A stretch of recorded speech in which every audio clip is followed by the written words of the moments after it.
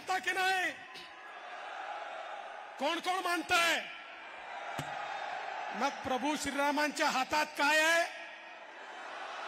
काय आहे? त्यांच्या हातात धनुष्यबाण आहे. मुख्यमंत्र्यांच्या हातात काय आहे? मंडलिकांच्या आणि मानेंच्या हातात काय आहे? मग कोल्हापूर आणि हातकणंगलेमध्ये मोदीजींच्या हातात काय आहे? धनुष्यबाण. त्यामुळे धनुष्यबाणाला दिलेलं प्रत्येक वोट हे विकसित भारताकरता मोदीजींना दिलेलं वोट आहे. बंधू भगिनींनो, या ठिकाणी आम्ही कोल्हापूरमध्ये ज्यावेळी सरकार आमचं होतं, या कोल्हापूरला टोल मुक्त केलं. ज्यांनी टोल मुक्त केलं त्यांचे उमेदवार मंडलिक आहेत आणि ज्यांनी टोल लावला होता त्यांचे उमेदवार कोण आहेत मी सांगण्याची आवश्यकता नाही आहे. बंधू भगिनींनो, या कोल्हापूरमध्ये आणि या कोल्हापूर जिल्ह्याला ज्या प्रकारे मोदीजींच्या नेतृत्वात विकासाची कामं झाली, आताच महाडिक साहेबांनी आपल्याला सांगितलेलं आहे. आणि कोल्हापूर जिल्हा छत्रपतींच्या इतिहासातला जिल्हा आहे. हा देशभक्त लोकांचा जिल्हा आहे. हा जिल्हा खऱ्या अर्थानं देशभक्तांच्या मागे उभा राहणारा आणि भगव्याच्या मागे उभा राहणारा अशा प्रकारचा जिल्हा आहे.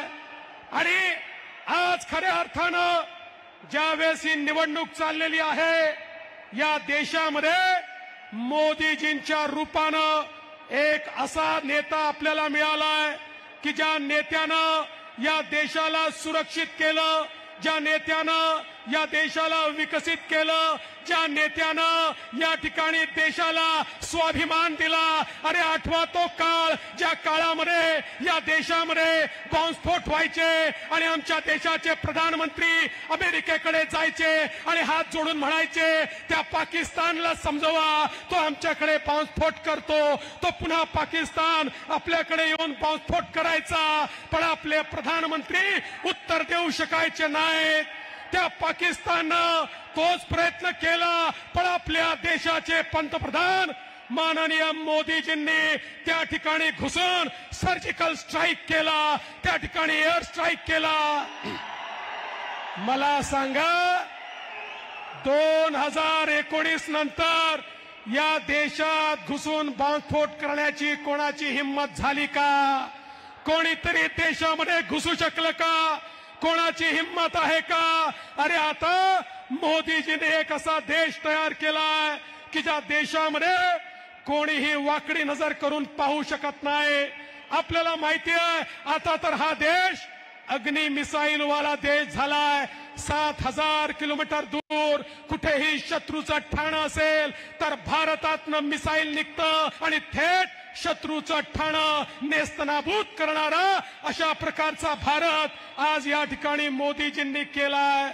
आणि म्हणून बंधू भगिनींनो, खऱ्या अर्थानं सामान्य माणसाच्या जीवनात परिवर्तन करत असताना ज्या प्रकारे मोदीजींनी नव भारताची निर्मिती केली आहे हे आपण सगळे लोक पाहू शकतो. 8वा ते दिवस, कोविडचा तो काळ, ज्या काळामध्ये नातेवाईक देखील ओळख दाखवत नव्हते, कोणाच्या घरी जाण्याची चोरी होती, मौत मिट्टीला जाण्याची चोरी होती, किड्या मुंग्यासारखे लोक मरत होते. जगातले लोक म्हणायचे भारतामध्ये 40-50 कोटी लोक मेल्याशिवाय राहणार नाही. त्यावेळी जगामध्ये केवळ 3-4 देशांकडे लस होती.